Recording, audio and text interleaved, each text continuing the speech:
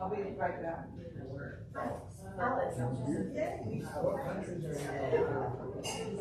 It's a river cruise, Danube. It starts out in the west of the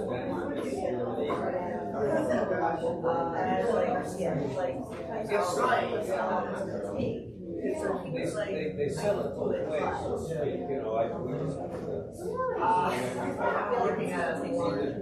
big the one that's go all the way from. So we're going to come in now with the podcast classes. Also, have it also the player. Only 1 week.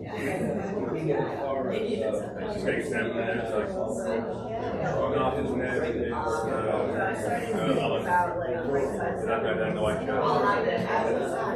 It's also have Constellation. It's also plenty about you. So what do you guys for that? I'll be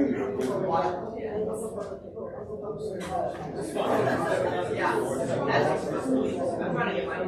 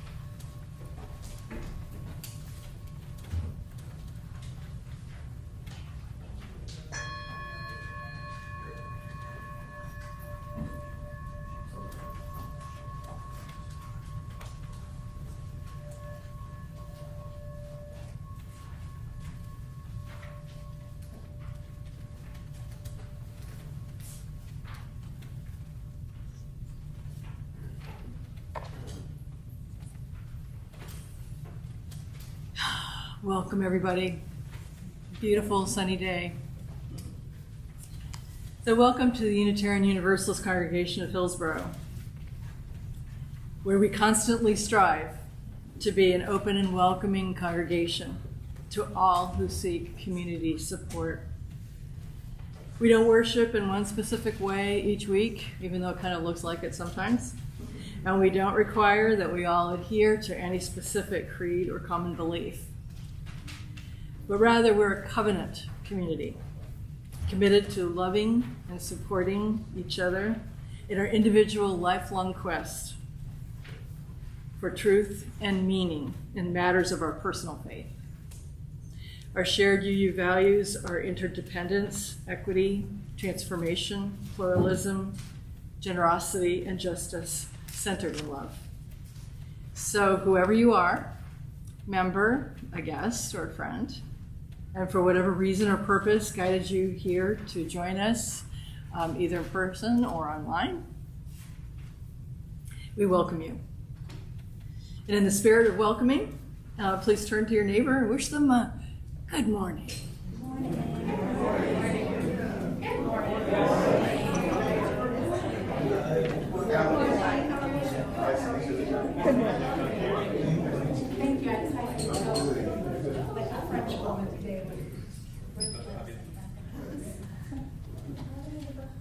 And my name's Linda Seligman, and I'm the worship coordinator for today's service. And our theme this month is sharing our stories and values. And it's a lay-led congregation. There are an awful lot of contributors, many people who are behind the scenes and make the services possible. And we also are open to lots of new volunteers.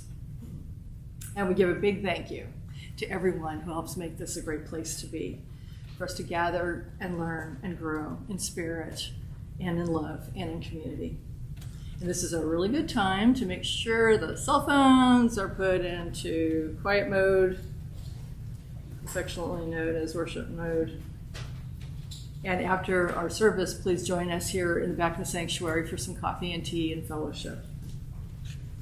And I want to briefly welcome our guest musicians, Eric Thomas and Helen Wolfson from Constellation.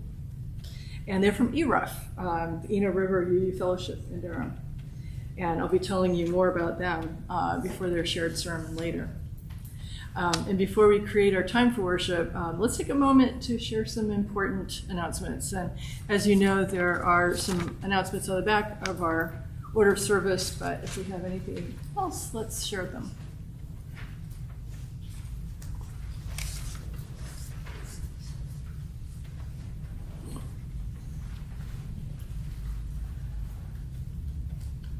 Hi, I'm Alicia.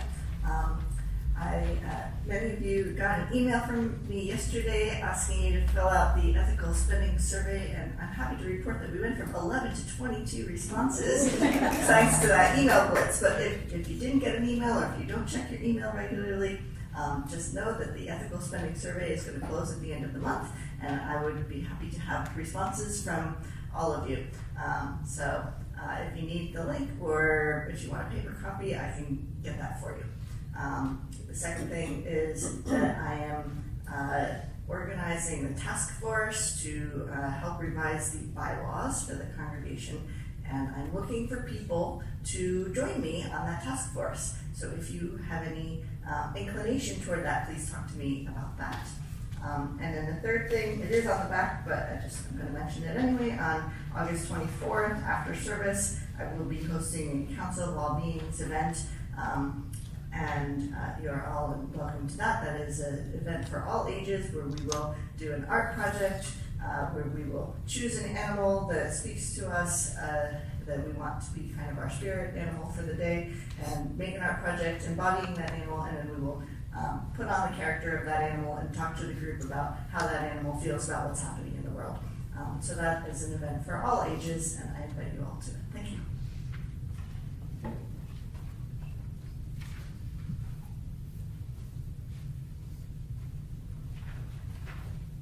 Hi, I'm Patty. I am co-chair of our care team. I think I was up here last week with this clipboard, and it's empty. Oh, I said, aw. Anyway, what this clipboard is about, the care team is looking for people who can, on a very, very as-needed basis, offer a ride, take somebody to a doctor's appointment, take them to visit someone who they may need to see in the hospital, prepare a meal, without using the Lots of Helping Hands platform that causes so many people angst. It causes me angst, trust me. So if you don't want to sign up with Lots of Helping Hands, but you have an occasional day or a few hours where you might be available, you might be off one day in the week when you can spend 2 hours. If you can do that, if you put your name and your best contact to your phone or email, I promise you probably won't hear from us, except maybe once every other month when we can't round somebody up to do something, but it's not like we'd be bugging you every week. This is just for people who might want to offer something, but not too much, not be committed to a committee or an every week event, okay? I'm going to leave the clipboard up here. Maybe I should put it on the food table. I'll put it at the end of the food table. And, if you see it and you're inclined, there you go.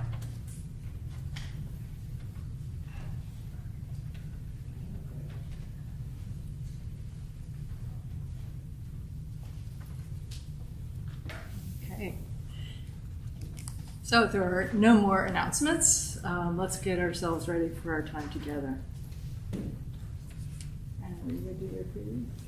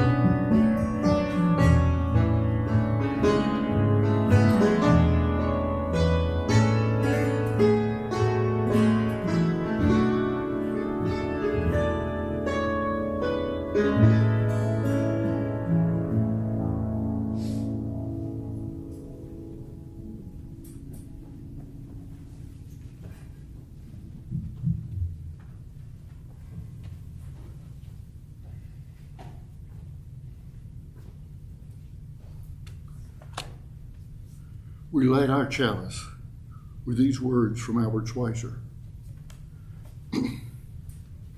He's a noted philosopher, physician, and musician. At times, our own light goes out and is rekindled by a spark from another person. Each of us has cause to think with deep gratitude of those who have lighted the flame within us.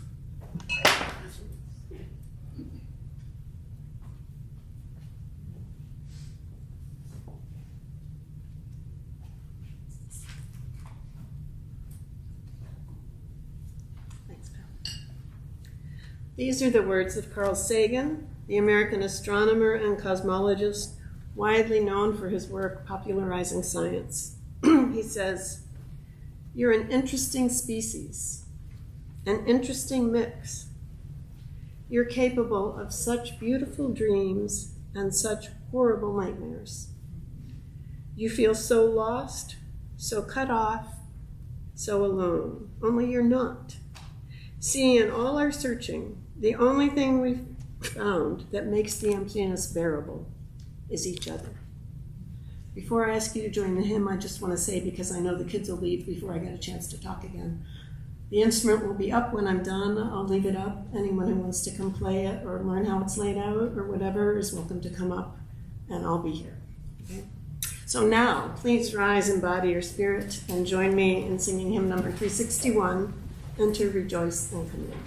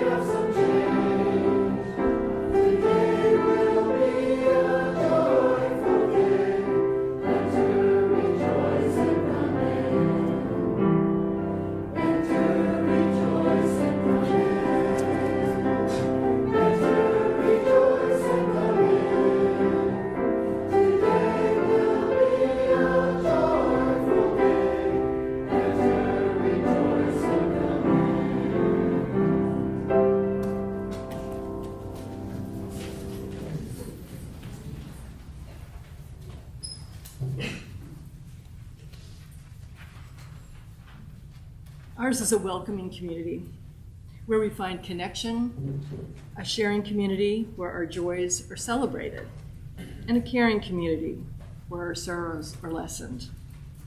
So each Sunday we take some time to reflect on the special happenings that have occurred this week amongst our members and friends.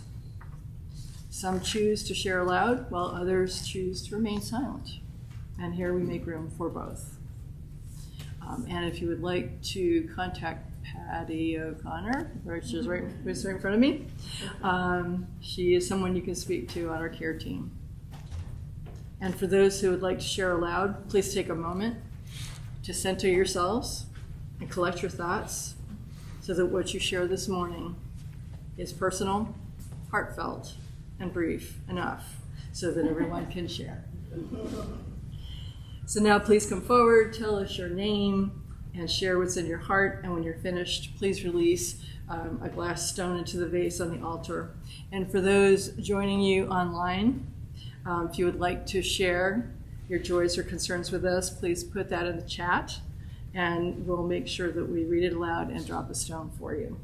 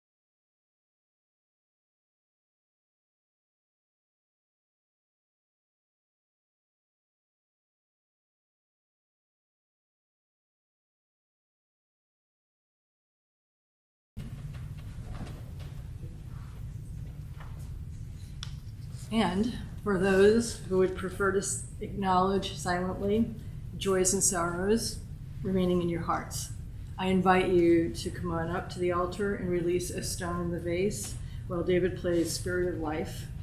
And after he plays it through one time, you're welcome to join us in singing this meditation song, and the words are printed in your order of service.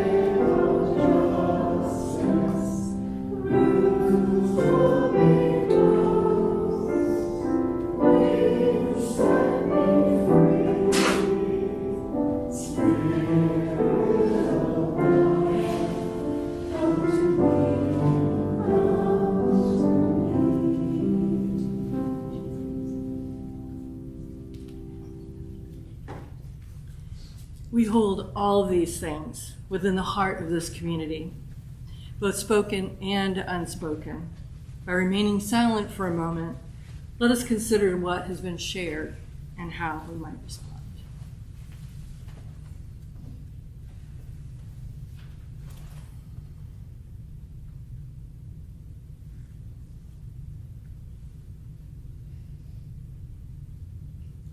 And let us close together with Amen and blessed be. Amen. Blessed be. Now, can we have an update from our RE folks? What are you planning to do and learn in RE today? Today's free play, I think my 4 children are the only ones here today. So we're gonna figure this out. I'm glad you're here. And now let's sing our beloved children to class with the Children's Blessing, which is located inside the back cover of our great hymnal.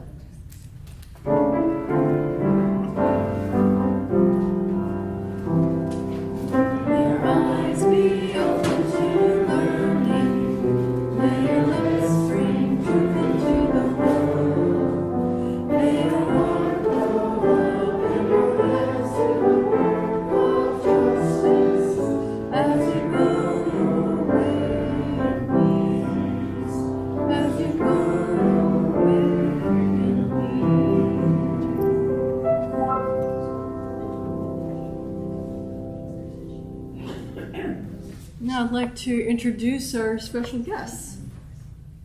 So Eric Thomas has been playing guitar since 1965. It's a good year.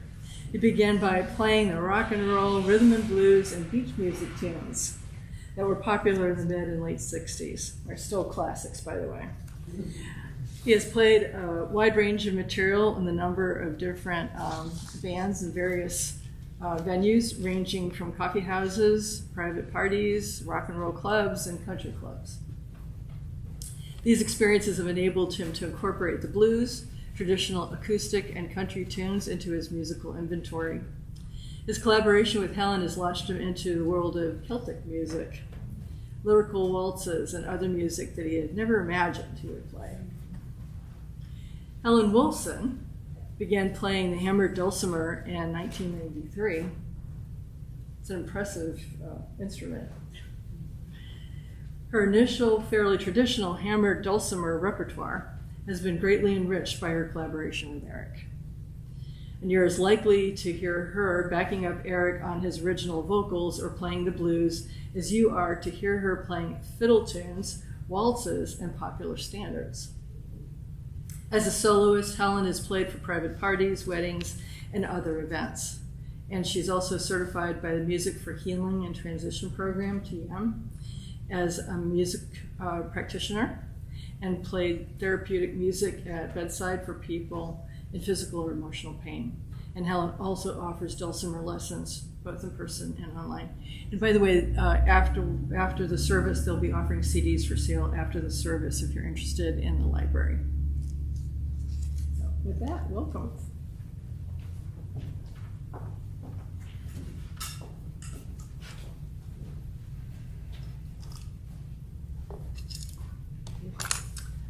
For our reading today, we're going to share with you a number of short quotes about spirit that illustrate just some of the different ways that people use this word. For some people, spirit refers to the essential core of a human being. Viktor Frankl famously wrote, "This is the core of the human spirit. If we can find something to live for, if we can find some meaning to put at the center of our lives, even the worst kind of suffering becomes bearable." And Justine Willis-Toms exhorts us to notice when your heart leaps up in exuberance. In these moments, the voice of your spirit is speaking directly to you. Some people consider that the human spirits have a common essence, but others insist that each human spirit is unique. Wade Davis tells us, "The world in which you were born is just one model of reality. Other cultures are not failed attempts at being you. They are unique manifestations of the human spirit." So what is this human spirit?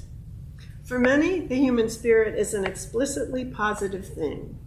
Wilfred Peterson advises, walk with the dreamers, the believers, the courageous, the cheerful, the planners, the doers, the successful people with their heads in the clouds and their feet on the ground. Let their spirit ignite a fire within you to leave this world better than when you found it. But others acknowledge that the human spirit is not all sweetness and light. I find this quote by Juliana Boggett particularly poignant. "I look at the past and fear we haven't learned from it. I believe that humanity is capable of evil as well as great acts of courage and goodness. I have hope. Deep down, I believe in the human spirit, although sometimes that belief is shaken." For others, like Katie Lotz, spirit is powerful, even indomitable. She says, "The power of the human spirit inspires me. Movies, books, stories, people, anything that reminds us that we are more than just this physical body and that our capacity for love and courage can bend reality." To some, like Nikola Tesla, spirit is simply the essence of being human. He says, "Owing to the similarity of our construction and the sameness of our environment, we respond in like manner to similar stimuli, and from the concordance of our reactions, understanding is born. In the course of ages, mechanisms of infinite complexity are developed. But what we call soul or spirit is nothing more than the sum of the functionings of the body. When this functioning ceases, the soul or the spirit ceases likewise." So, although I am mostly in Tesla's camp, I'm going to end these readings with a quote from President Jimmy Carter. Carter, who was a devout Christian, may well have intended spirit here to be some kind of Holy Spirit, but the sentiment works as well for my humanist self. Carter says, "Spirit is like the wind, in that we can't see it, but we can see its effects, which are profound." So in our household, spirit is a dirty word. At least for my husband Eric it is. It means something different for every person, he rants. Why use the word at all? Why not just say what you mean in plain English and be done with it? I'm a tad more sanguine. I have my own personal sense of spirit, and I like to ask people what they mean when they use the word spirit or spirituality. It usually leads to an interesting conversation, especially in an eclectic place like a UU fellowship. But when our own fellowship, the Eno River UU Fellowship in Durham, called EREF for short, developed a mission statement that spoke of a religious community of spirit, service, justice, and love, I felt compelled to consider some of the ways that people use this elusive word, and in particular, how I might interpret it in our mission statement. Keep in mind, please, that this is the exploration of a humanist whose motivation was to find some way to understand first spirit and then spirit of life in a way that was comfortable for her. Some of you may have very different perspectives on the meaning of this word. So let me digress for a moment and say that I am generally not in favor of crafting bespoke definitions for words. Suppose that I come up with meaning for spirit that I'm comfortable with, but that is not what most people think of when they hear the word. If I use the word without explanation, I'm at best not communicating, and at worst, lying, depending on my intent. In this case, I had to create a whole Sunday service to explain my custom definition to you. But in this case, with the word spirit being used in my fellowship's mission statement, I felt that I had no choice. So how is your spirit today? Is the question one of my fellow ruffians always asks if she's leading a meeting, which, like most small UU meetings that I've ever been to, starts with a check-in. Initially, this question flummoxed me. What did she mean by spirit? This thing that I'm not even sure that I have. Over time, I've come to understand that she's asking for a reading of some kind of individual emotional barometer. Some people readily respond with a single word, usually followed by some elaboration about the events leading to this particular state of spirit. It's rarely easy for me to pick one word. I feel more like a patchwork of spirit. Concerned and determined with a mix of hope and fear might be a typical reply for me these days. This use of the word spirit is a snapshot, subject to change as the world turns. But before I go on, let's pause to center ourselves and check in with our individual spirits. So I invite you now to find as comfortable a position as you can, to close your eyes, if that feels okay, and to focus on your breath. Simply watch your breath as it enters and leaves your lungs. There is no right way or wrong way. As long as you continue to breathe, you're good. Now as you breathe in, notice your lungs expanding, your rib cage moving up and out. And as you breathe out, feel them contracting. If thoughts of your life outside this space intrude, gently and respectfully set them aside. They'll be there for you, and you for them, when our time together ends. As you set them aside, return your focus to your breath. Notice the moment between inhalation and exhalation, and the moment between exhalation and inhalation. These are the times when your body is most still. Embrace this stillness. Now continuing to breathe in and out slowly, relaxed, ask yourself, how is my spirit today? Whatever comes to the fore, sit with it for a moment and listen to what it has to say. Some of you may find something pleasant, appreciation for something in your life, joy, even exuberance. Some of you may find something less pleasant, disappointment, anger, despair. Whatever you find, continue to breathe gently in and out, and give your spirit, whatever its state, room to breathe with you.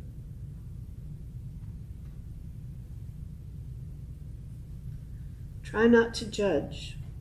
We all contain the seeds of a huge variety of expressions of spirit. Let your spirit breathe and begin to bloom, knowing that in this setting, this safe place, you can control it.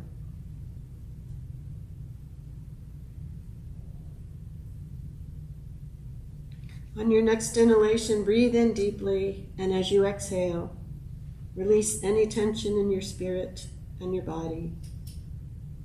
Again, breathe in and release. Now let us reach for serenity. Serenity is a mix of feeling safe and calm. As you continue to breathe, let these feelings of serenity engulf your spirit. As you continue to breathe, let the serenity spread throughout your body. Let it fill your heart as you inhale and spread to your extremities as you exhale. Inhale and exhale a few more times at your own perfect pace.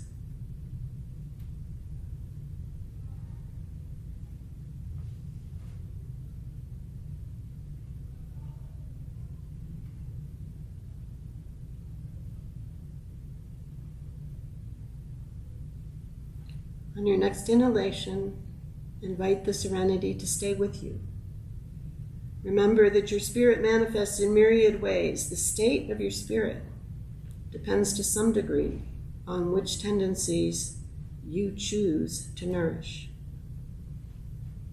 So Eric's going to play one of my favorite of his compositions to gently escort you back from your meditation and prepare you to listen to the rest of what I have to say.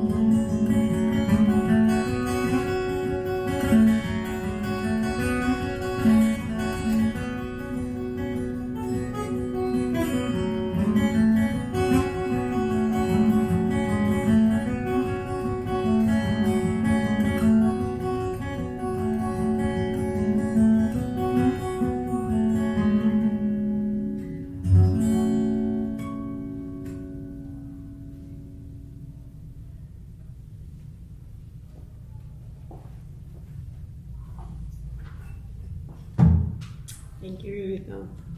So one of the joys of being married to this man is I get to hear that whenever I want. I could be your kid. You could buy the CD that he plays it on. I play it too on a different CD. You could buy them both. If you still have a CD player. So, we've been experiencing some of the different manifestations of spirit, the snapshot of emotional barometer that I spoke of earlier. Another common use of spirit manifests in our everyday language when we say things like, she's a free spirit, or he's a contemplative spirit. This usage reflects less of an instantaneous snapshot and more an integration of snapshots over long periods of time. It's less likely to change in the short term, but it definitely is subject to long-term evolution. These related uses of the word spirit are pretty easy for most people to grasp. They're simple, and they don't involve anything mystical or controversial. But there are other, less specific uses of the word as well. As Eric points out, the word means different things to different people. And I would say to the same person depending on context or the day of the week. So let's explore these ideas a little further. And before continuing, I just want to reiterate that these are my thoughts, coming from my humanist perspective, and much to Eric's chagrin, you will probably have your own ideas about these things. Spirit, like many of the words I've already used, comes from a Latin word, this one meaning breath. So picture all of us sitting here together on this Sunday morning, breathing together. What happens when we breathe together? Well, one image that I love, although it has become somewhat more problematic since the pandemic, is that we're exchanging molecules. The air that I breathe in right now, I'll breathe out shortly, and somebody else will breathe in some of those molecules before we leave here. I always like to imagine what it would look like if we could see all these molecules of oxygen, nitrogen, and carbon dioxide zipping around the room and watch where they're going. Imagine them each of a different color. So when we breathe together, we are quite literally sharing ourselves with each other. In this fundamental way, we form a community of spirit, a community that shares breath. But what else happens when we breathe together? There's something almost magical that happens sometimes. So let me start with a small personal example. When I play music with Eric, the thing that most people comment on is not the music. It's on the way that Eric and I interact when we're playing. I can't do that alone, and neither can Eric. But when the two of us are playing together, it's more than Eric playing his guitar and me playing the dulcimer. The two of us together are undeniably more than each of us is alone. Something larger than either of us springs from our relationship and from our love of what we're doing. Since I'm speaking right now, and Eric isn't, I'm going to take advantage of the situation, and I'm going to declare that this larger thing is spirit. It's our spirit. The image that most often comes to mind for me is that each of us carries a flame within us, that flame that Schweitzer speaks of, and when we play music together, those flames join together to create a larger one that's easier for the world to perceive than either of our flames alone. To me, creating this kind of spirit is a fundamental part of being human, even though everyone sees it through an individual lens. For some folks, spirit is a mystical form of energy to which they attribute supernatural qualities. For Eric, it's something to figure out how to measure.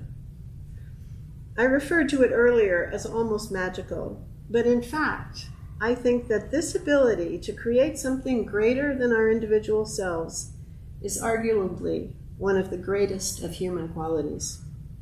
No magic required, just add people.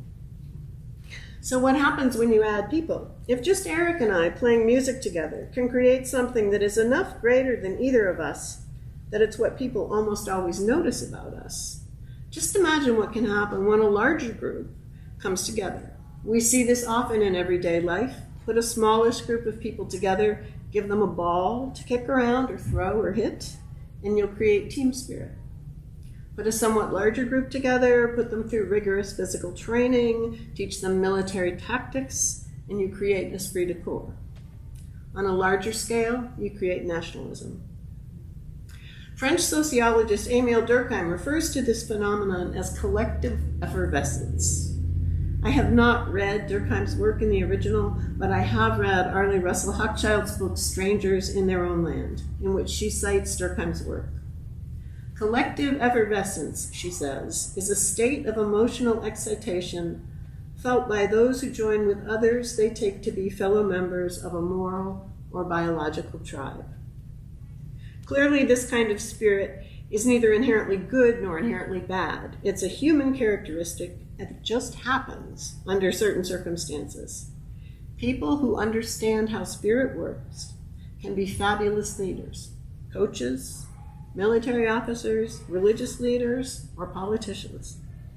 So while this use of the word spirit is related to the thing that happens when Eric and I play together, is it the spirit that we address in what I call the UU National Anthem, Spirit of Life?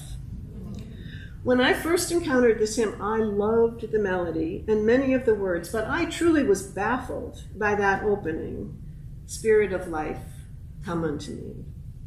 It felt to me like an invitation to some magical being, and my cosmology has no room for magic. How, I wondered, could I interpret that opening so that I could sing this hymn joyfully and sincerely? At this point in my musings, I decided to stop focusing on the words, which is a big stretch for me, and to think about what I would want to invite to come unto me. And I didn't have to look far. Because when I sing that song, I'm usually surrounded by other Unitarian Universalists. When dozens or hundreds or even thousands, think General Assembly, if you've ever been there, of UUs come together in community, we too create spirit. This spirit that we create from our relationships and from our shared love of Unitarian Universalism, maybe I could call that spirit of life. But there was an obstacle. I had the preconceived notion that spirit of life would have to be good, in the sense that a traditional God is benevolent. Clearly, the spirit that's created by bringing lots of people into community isn't always as joyful as the spirit that's created when two people who love each other play music together. With each person you add, the number of possible interactions goes up rapidly and the potential for conflict increases. Any community of any size will experience conflict and tension. So think of it this way. As we have all become acutely aware since March of 2020, if we sit in the same room breathing together and one person has an airborne illness, our breathing together is going to have a downside. But conflict and tension and airborne illnesses are as much a part of a community as goodwill and cooperation. If we can get over our fear of conflict and tension, they can be good teachers. We don't have to. In fact, we won't, like every member of our community. But when we come together in an intentional covenantal community like a UU fellowship, we move beyond individual differences. In the UU community, we agree to affirm and promote the 7 principles, which were not forged without conflict. We still argue about things like how we will worship. Will we pray? Will we meditate? Will we make time for spoken joys and concerns? What kind of cosmological language can we possibly use that will include non-theists and theists and everyone in between? It's a well-known fact that UUs will argue about almost anything. And many enjoy a good argument. Much UU humor is rooted in this truth. So a Unitarian Universalist died and was surprised to discover that there was indeed an afterlife. The angel in charge of these matters announced, because you were an unbeliever and a doubter and a skeptic, you will be sent to hell for all eternity, which in your case consists of a place where no one will disagree with you ever again. But when we're done arguing, or if that doesn't happen, in between rounds of arguing, we declare to the world that this thing that we create together, this collective spirit that springs from our commitment to the 7 principles, and I guess now I have to say the 7 values, in spite of these differences we may harbor about how best to weave these principles into the fabric of society, this collective spirit is more important than our disagreements and our differences. Indeed, if there were no disagreements or differences, if we were all alike and wanted to live exactly the same way, our community would surely stagnate. For those same interactions that cause tension and conflict provide us with opportunities to grow. I used to wonder if I'd be happier in the ethical humanist society than at ERUF. Everyone at ethical humanism is, not surprisingly, a humanist. I wouldn't have to sing hymns with words that make me squirm, or listen to people pray, or hear them speak of mystical things that I simply cannot relate to. And you can bet that I wouldn't have spent hours of my precious time thinking, talking, and writing about spirit. But in choosing a homogeneous community, I would miss a lot.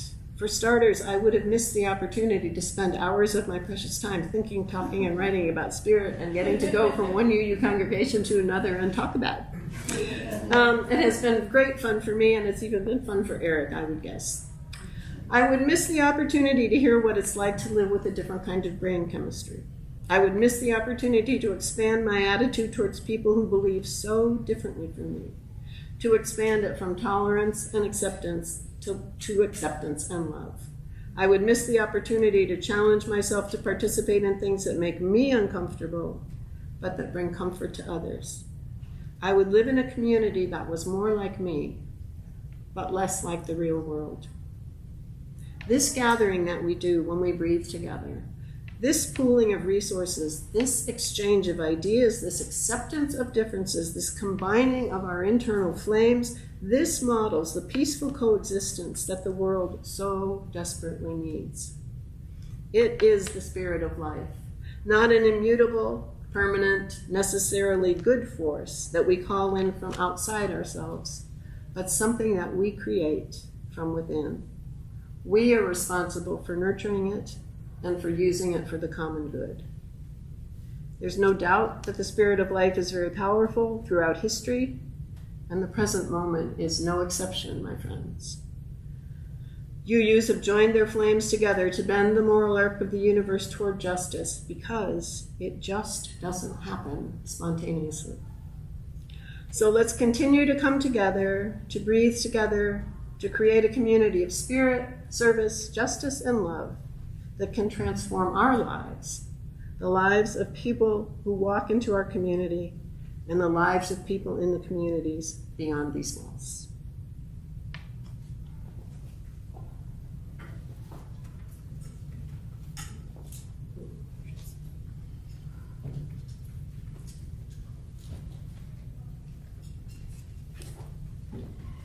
Thank you. I thought that was incredibly fascinating.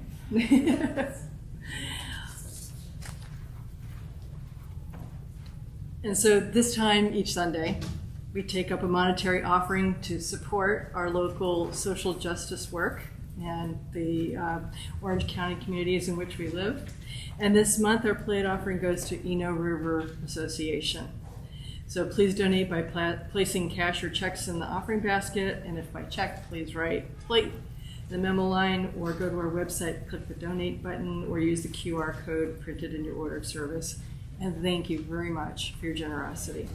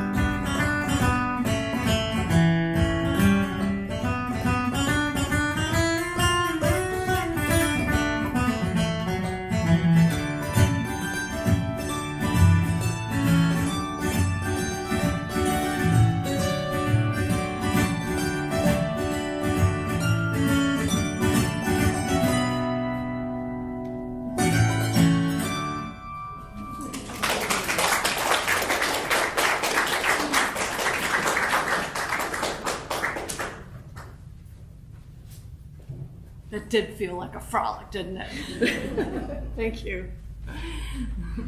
Now, please join me in our prayer of collective gratitude found in your order of service. For the love that surrounds us every morning, for the friends beside us, and for the generous gifts just received, let us be truly grateful. It will probably not surprise you that our closing hymn is Gather the Spirit, number 347.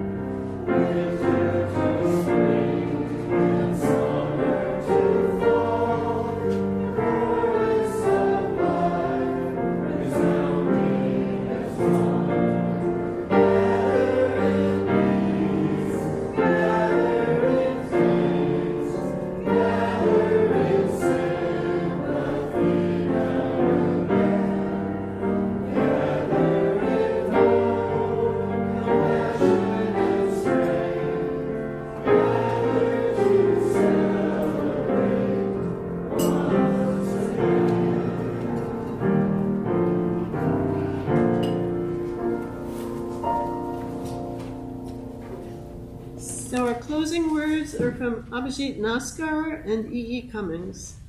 Naskar tells us, faith in God is optional, but faith in the self, in the spirit within, is imperative. Have faith in yourself.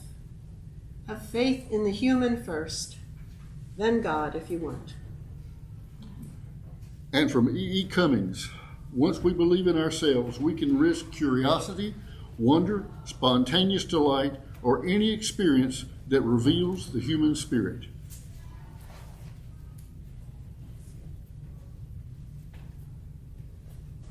We all do this. I don't know how you do this. We missed this. We extinguish this flame, but not the light of truth, the warmth of community, or the fire of commitment. These we carry in our hearts until we are together again. Go in peace. Blessed be.